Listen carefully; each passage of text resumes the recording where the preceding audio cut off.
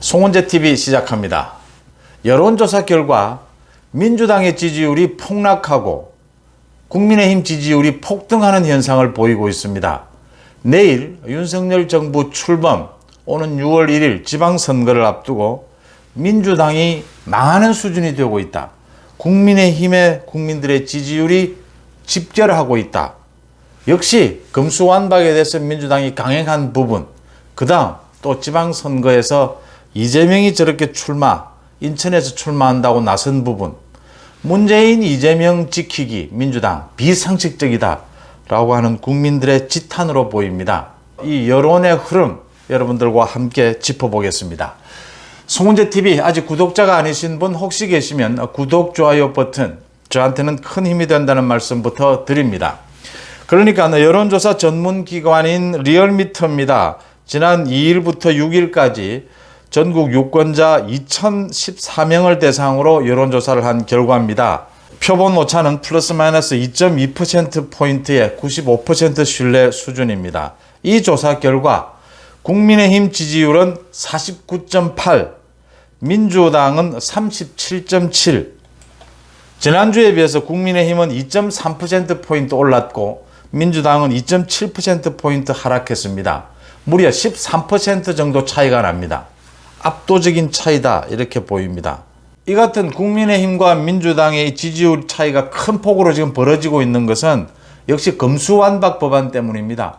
금수완박 법안 때문이다 라고 분명히 느낄 수 있는 것은, 그러니까 민주당이 금수완박을 국회에서 처리를 한 것이 지난 3일, 그러니까 지난 4일에는 국민의힘이 51.7%, 민주당은 35.5%, 무려 16.2%포인트까지 차이가 벌어졌습니다.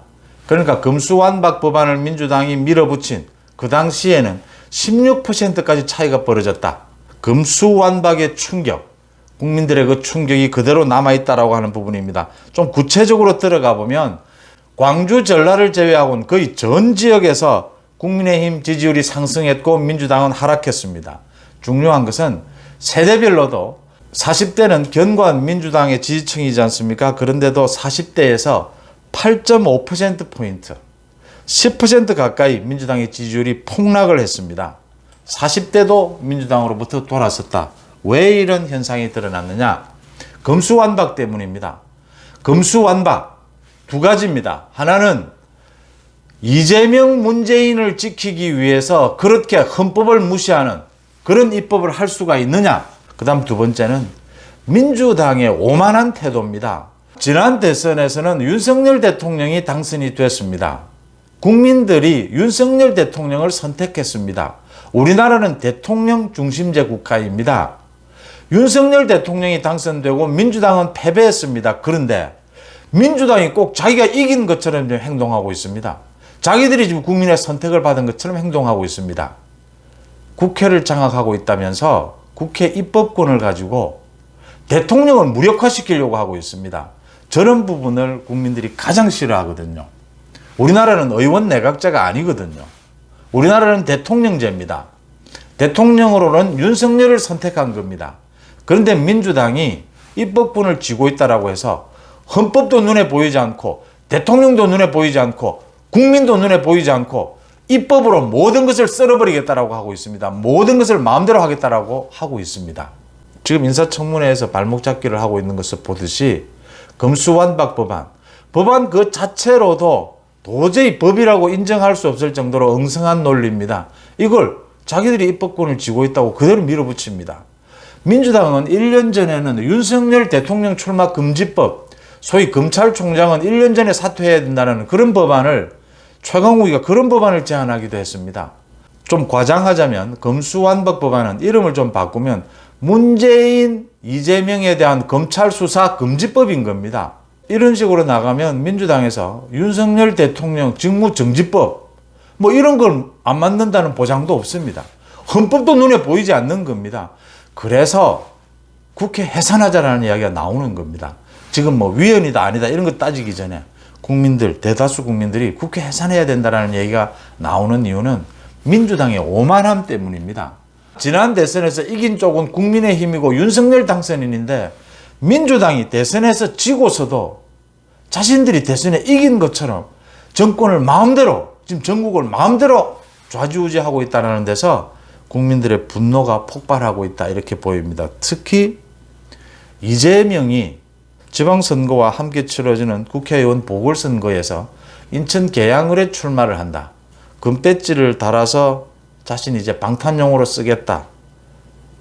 국회의원 불체포 특권을 활용하겠다라는 것입니다. 여기에 대한 국민들의 분노는 아직 여론조사에 충분히 반영되지 않았다라고 보입니다. 이 부분까지 반영이 되고 이제 내일 윤석열 정부가 출범하게 되면 청와대가 개방이 됩니다. 용산 시대가 열립니다. 오는 21일이면 용산으로 전 세계의 시선이 집중됩니다. 윤석열 대통령과 미국의 바이든 대통령이 정상회담을 엽니다. 또 앞으로 윤석열 정부가 출범하면서 지금 윤석열 정부에 대한 기대감은 50%를 조금 넘는 수준이지만 그것은 여러 가지 인기를 영합하는 인기 영합적인 그런 정책들을 이야기하지 않았기 때문입니다. 이제 정부가 출범하게 되면 많은 국정에 대한 개혁 과제들, 이런 부분들을 윤석열 정부가 내놓게 되면서 국민들의 기대가 집중될 것이다 라고 하는 부분입니다. 그래서 이번 지방선거에서 호남 지역을 제외하고는 경기 인천이 가장 박빙 아니냐, 이렇게 보이는데 지금 이번 리얼미터 여론조사 결과 경기 인천에서도 국민의힘은 47.5, 민주당은 41.5, 무려 6, 7% 정도 차이가 납니다.